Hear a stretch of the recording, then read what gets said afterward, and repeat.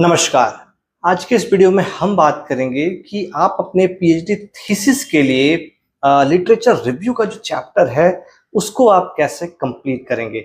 यानी कि आपके लिए ये वीडियो एक टिप्स के रूप में काम करेगा फॉर योर आरओएल, यानी कि review of literature tap chapter के लिए आपको क्या करना चाहिए, ये क्यों जरूरी है और इसे क्यों फाउंडेशन माना जाता है। तो कुछ टिप्स है जो कि मैं आपके साथ शेयर करूंगा, जिसमें कि हम जानेंगे सबसे पहले कि अंडरस्टैंड द पर्पस क्या होता है रिव्यू ऑफ लिटरेचर चैप्टर का। ये समरी होता है कि क्या होता है, critically analyse and synthesise existing research हम कहीं ना कहीं लिटरेचर रिव्यू के थ्रू करते हैं। आइडेंटिफाई करते हैं गैप्स को, कॉन्ट्राडिक्शंस को and the current state of knowledge को। साथ ही साथ हम डेमोन्स्ट्रेट करते हैं how your research will build on और चैलेंज फाइंड दिस फाइंडिंग्स। उसके साथ ही साथ हम डिफाइन करते हैं स्कोप को कि clearly define the boundaries of your review, what topics, theories और concepts are included, what is excluded and why. इन सब चीजों को हम ध्यान में रखकर रिव्यू ऑफ लिटरेचर को करते हैं। साथ ही साथ हम चूज करते हैं रिव्यू ऑफ लिटरेचर में रिलेवेंट रिसर्च क्वेश्चंस को इंस्यूट करते हैं जो कि फोकस्ड हो रिव्यू के बेस पे।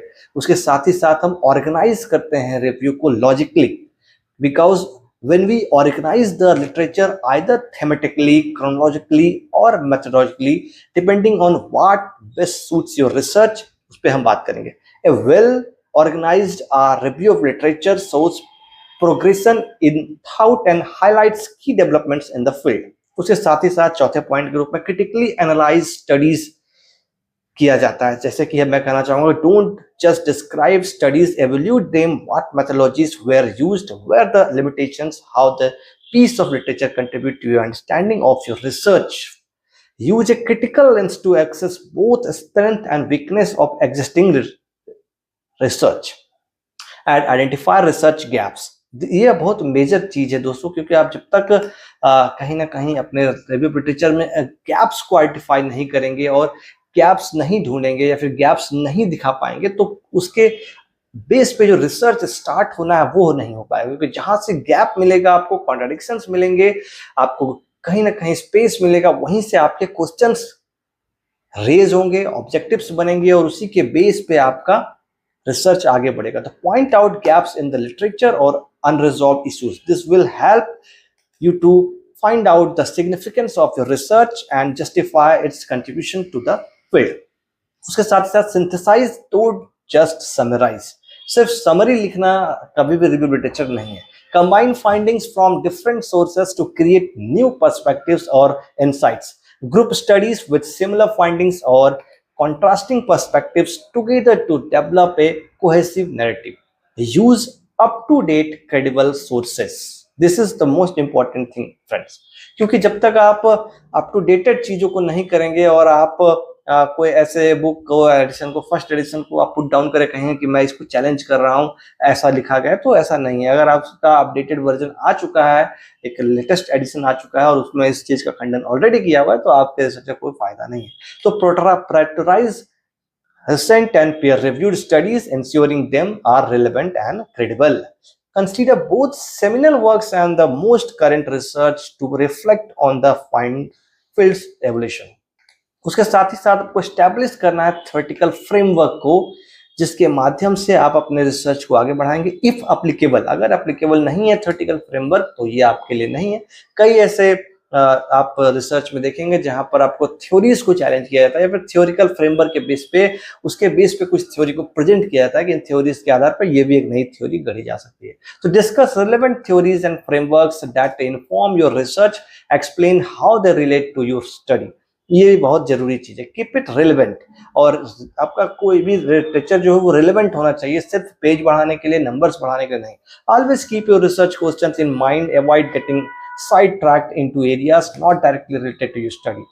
Ensure every piece of literature included in directly supports your thesis objectives। ये सब बहुत इंपॉर्टेंट चीजें हैं जो आपको रिव्यू लिटरेचर के दौरान बहुत जरूरी है। और साथ ही साथ जो 10th पॉइंट आपके साथ मैं शेयर करना चाह रहा हूँ, reference properly, use proper citation techniques, APA, MLA etcetera. Ensure all citations are accurate and complete, avoiding plagiarism. Write clearly and concisely, because अगर आप क्लियर और कंसाइज नहीं लिखेंगे तो आपका फिर जो रिव्यू है वो परफेक्टली आपके क्वेश्चंस को, आपके रिसर्च को, फ्रेमवर्क को नहीं जोड़ पाएगा। Academic writing should be A precise and clear, avoid jargon or overlap complex language, make sure each paragraph serves a purpose in advancing your argument. In case अगर आपको नीड है रिव्यू ऑफ लिटरेचर चैप्टर को या फिर आपके पूरे thesis में writing और ड्राफ्टिंग को लेकर हेल्प की, सपोर्ट की, गाइडेंस की, मेंटरिंग की, तो देन आप रीच कर सकते हैं एकेडमिक रिसर्च इंस्टीट्यूट को। और एकेडमिक रिसर्च इंस्टीट्यूट आपको कंप्लीटली हेल्प करेगा to draft your thesis, your every chapter and to suggest guide you for your perfect thesis writing. इसके लिए आपको कुछ नहीं करना है, 7004459007 पे आपको व्हाट्सएप करना है, then we will discuss there. If needed then we will arrange a call for you to discuss about your research areas और रिसर्च प्रॉब्लम्स और anything whatever you want to take help. तो regularly review and update आपको करना है आपके thesis को। अगले point की ओर मैं बढ़ रहा हूँ। Stay updated on new research published during your PhD process. New developments in your field may impact your literature review and overall study. तो एक बार अगर मैं आपको फिर से समराइज करूं सारे पॉइंट्स को सिर्फ, तो आपको समझ में आएगा कि मैं किन बातों की ओर ध्यान दे रहा हूं। सबसे पहली बात दोस्तों आपको ध्यान में ये देना है कि आपका जो रिसर्च है वो वन टाइम वर्क है और आपका जो रिव्यू ऑफ लिटरेचर है वो पूरे रिसर्च एरियाज को, पूरे रिसर्च थीसिस को आपको डिफाइन करता है। तो सबसे पहली बात दोस्तों ये है कि आपको पर्पज जो आपके रिसर्च का है वो अंडरस्टैंड करना है। दूसरी बात दोस्तों आपको डिफाइन करना है कि इसका स्कोप क्या है आपके मन में या फिर आपके पेपर पे आपको डिफाइन करना है कि क्या स्कोप को लेकर आप काम कर रहे हैं। तीसरा है ऑर्गेनाइज करना है रिव्यू को लॉजिकली, अगर कोई क्रोनोलॉजिकल फॉर्म में है तो उसको क्रोनोलॉजिकली लिखना है, थेमेटिकल है तो थीम वाइज लिखना है, या फिर मेथोडोलॉजिकली है तो मेथोडोलॉजिकली लिखना है आपको, ठीक है। उसके साथ ही साथ दोस्तों आपको क्रिटिकली एनालाइज करना है स्टडीज को। ऐसा नहीं कि सिर्फ समराइज कर दी, क्रिटिकली आपको अगर जहां पे क्रिटिक करने की जरूरत है क्रिटिक कीजिए, जहां पे फेवर करने की जरूरत है फेवर कीजिए, जहां पे समराइज वो उसके बेस पे समराइज कीजिए, ठीक है। उसके साथ ही साथ आपको यहाँ पे ध्यान देना है कि जो रिसर्च गैप्स निकल के आ रहे हैं, आपका जो आपने टॉपिक लिया है और उस टॉपिक पे जो कंटेंट अवेलेबल है इन फॉर्म ऑफ टेक्स्ट और वीडियो और व्हाटएवर कोई भी फॉर्म में, तो उस पर क्या गैप्स आ रहे हैं उसको आपको ध्यान में देना। सिंथेसाइज करना है आपके जो भी आप बुक्स या जो भी लिटरेचर को आप रिव्यू कर रहे हैं, सिर्फ समराइज बिल्कुल मत कीजिएगा। उसके साथ ही साथ up to date and credible sources का ही यूज कीजिएगा, क्योंकि आपको वो एज ए रेफरेंस भी देना है और as a ethics for publication और रिसर्च में आपको कोई भी नॉन एथिकल या फिर कोई भी जो ट्रस्टेड सोर्स है वहां से अगर डेटा ले रहे हैं तो वो आपको कंसीडर नहीं किया जाएगा और गुड प्रैक्टिस नहीं माना जाएगा। Establish A theoretical framework if needed, ठीक है। उसके साथ ही साथ आपको आपका जो भी थीसिस में आप रिव्यू कर रहे हैं उसको रिलेवेंट जो है वही रखिएगा, सिर्फ नंबर्स ऑफ लिटरेचर रिव्यू और पेजेस बढ़ाने के लिए बिल्कुल मत कीजिएगा। 10th पॉइंट के रूप में बस मैं आपको इतना कहना चाहूंगा, जो भी अपने अपना लिटरेचर रिव्यू कर रहे हैं उसका जो रेफरेंस है as per your subject criteria और जो रिक्वायरमेंट्स है टेक्निक साइटेशन की यूज होती है उसको प्रॉपरली यूज कीजिएगा।